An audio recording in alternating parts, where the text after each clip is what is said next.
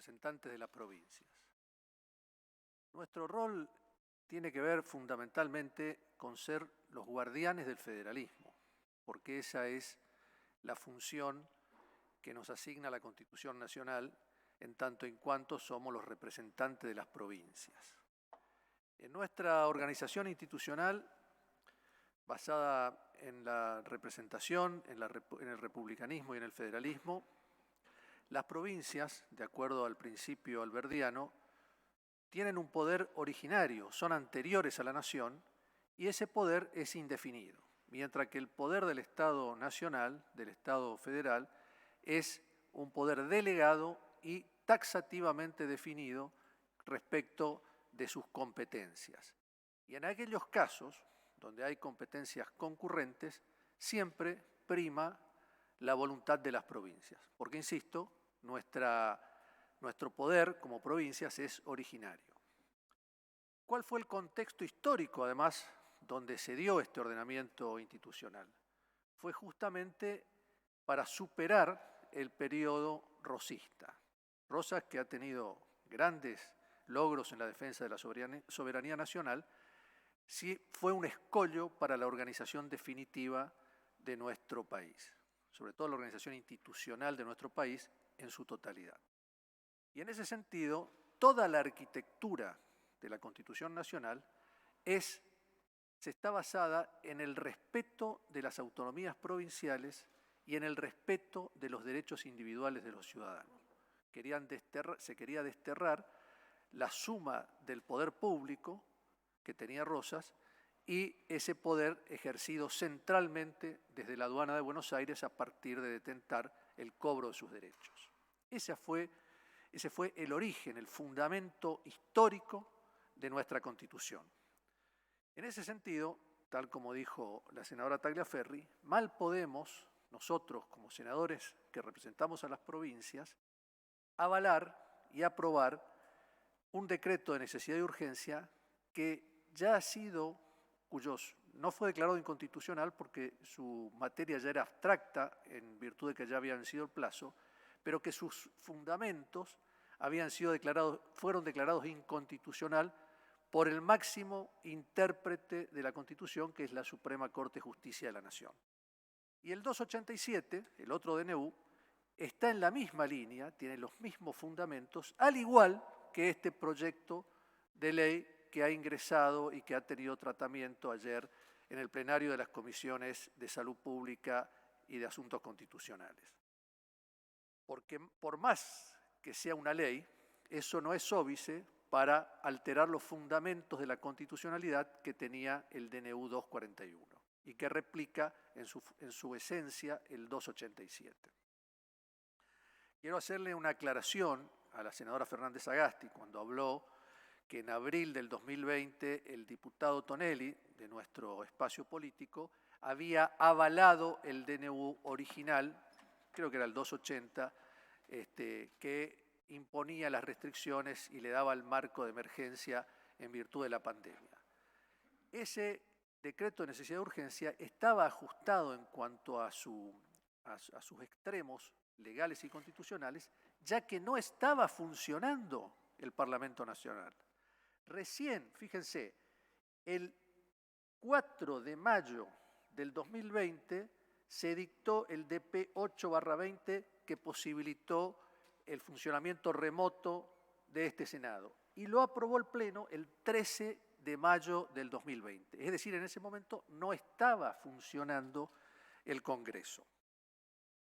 Ahora, seguir insistiendo en normas cuyo contenido es inconstitucional, recientemente dictado, en normas que cercenan los derechos individuales, también consagrado desde el artículo 14 en adelante de la Constitución, claramente no atiende otro de los principios de nuestro federalismo, que es la concertación. Nuestro federalismo es de concertación.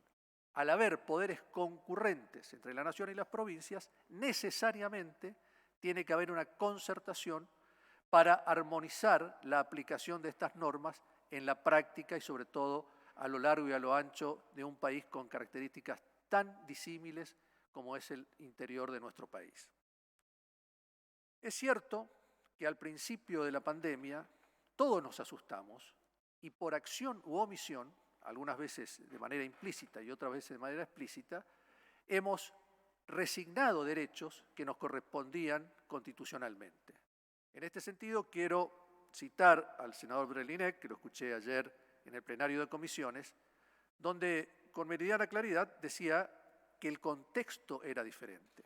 Ya ha pasado casi 1 año y medio desde que arrancó este flagelo. Y en ese momento de incertidumbre, de imprevisibilidad, de que se nos venía un tsunami, no nosotros, sino a todo el mundo, todos, insisto, todos, hemos convalidado, y ahí tiene que ver parte también de ese federalismo de concertación, porque las provincias acordaron con el presidente muchos de estos cercenamientos a sus derechos.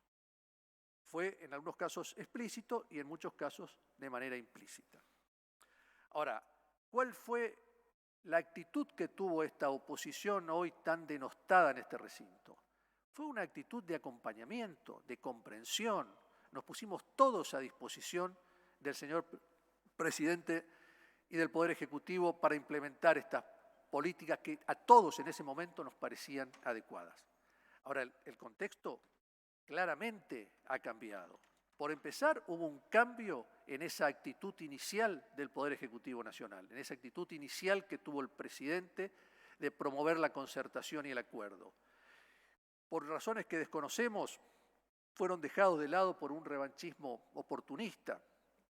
Se echaban culpas reiteradamente a la administración anterior y se hostigó al principal distrito gobernado por la oposición con la quita de fondos de manera ilegítima, tema que está también judicializado. Dicho sea de paso, no hay que ofenderse porque 2 poderes recurran a la Suprema Corte para que los dirima, porque eso está previsto en nuestro ordenamiento institucional y forma parte de las reglas de la democracia. Y será, como fue en el caso del DNU 241, la Suprema Corte de Justicia la que finalmente interprete respecto de la validez o no de esa norma.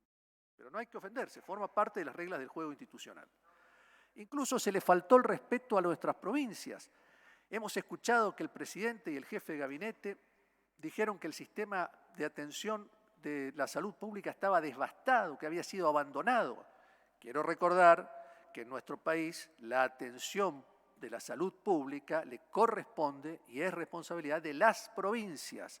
La Nación, creo, si mal no recuerdo, solamente administra 2 hospitales y financia algunos otros acá en el conurbano y en la capital, el Garrahan, el Posadas, por otra parte, epicentro del vacunatorio VIP, el Cruce, me parece que financiado, el Hospital El Cruce financiado por la Nación, aunque lo administra la provincia. Pero el resto de los hospitales públicos es administrado por las provincias. Y insisto, se le faltó el respeto porque ese sistema, con sus más y sus menos, aguantó el cimbronazo de esta pandemia que fue claramente excepcional.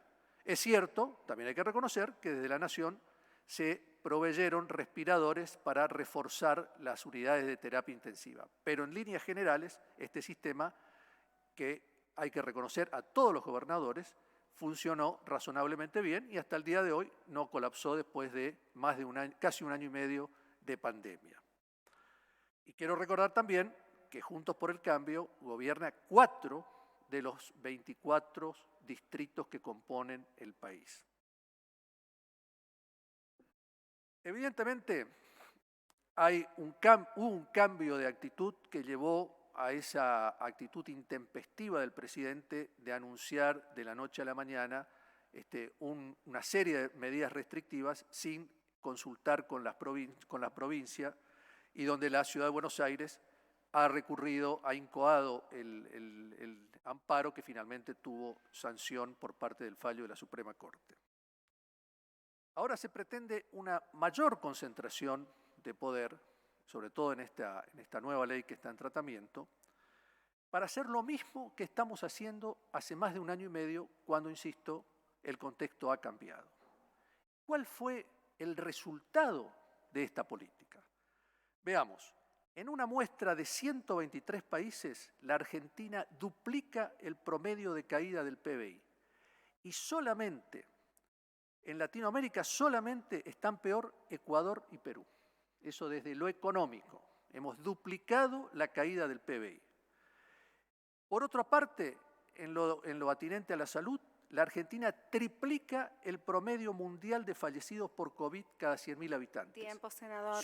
Ya redondeo, Presidenta. Solo 3 países de la región están peor: México, Brasil y Perú.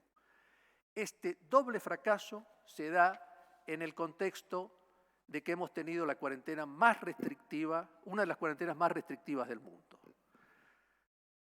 Para seguir haciendo esto, ¿quieren más concentración de poder? ¿No sería mejor retomar el diálogo de ese federalismo de concertación y basados en evidencias y en experiencias comparadas, tomar medidas de consenso? ¿No sería mejor confiar en los ciudadanos en vez de vulnerar sus derechos? El gobierno responsabiliza a los ciudadanos con sus actitudes del agravamiento de la pandemia. El responsable es el gobierno, que subestimó la pandemia, que no hizo los testeos correspondientes, que no se consiguieron en tiempo y forma las vacunas. Ese es el verdadero responsable. Estamos a tiempo todavía y en esta oposición van a encontrar la disposición de retomar ese diálogo. Y exhorto a mis pares de las provincias que defendamos el federalismo y que no resignemos las banderas de las autonomías provinciales. Muchas gracias, Presidenta. Gracias, senador. Tiene la palabra.